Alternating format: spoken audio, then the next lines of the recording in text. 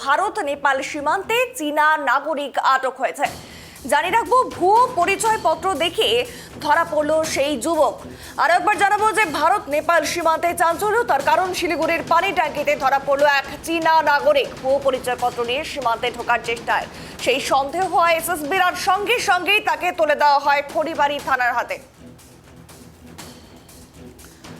আরো একবার জানাবো, ভারত নেপাল সীমান্তে চাঞ্চল্য, তার কারণ ভারত নেপাল সীমান্তে আটক চীনা নাগরিক। নিয়ে আরো বিস্তারিত আপডেট নেব। টেলিফোন লাইনে রয়েছে প্রতিনিধি অংশুমান। এই চীনা নাগরিক তিনি কেন এসেছিল, কি উদ্দেশ্যে এসেছিল, কি জানা যাচ্ছে?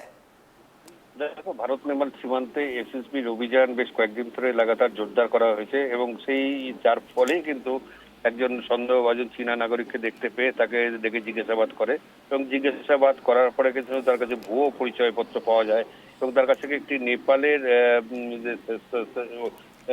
সার্টিফিকেটও পাওয়া যায়, যেতে প্রমাণ করার চেষ্টা করেছিল সে নেপালের নাগরিক।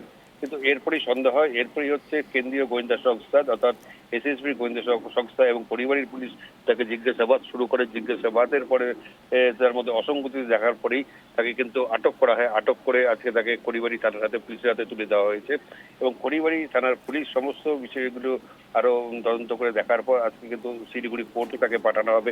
কোর্টে পাঠিয়ে রিমান্ডে নেওয়া হবে। তারপরেই কেন্দ্রীয় গোয়েন্দা সংস্থারা তাকে আবার জিজ্ঞাসাবাদ করে দেখবে যে সে কেন ভারতবর্ষে প্রবেশ করার চেষ্টা করেছিল বা কেনই বা এসেছিল। বেশ, অসংখ্য ধন্যবাদ অংশুমান সঙ্গে থাকার জন্য।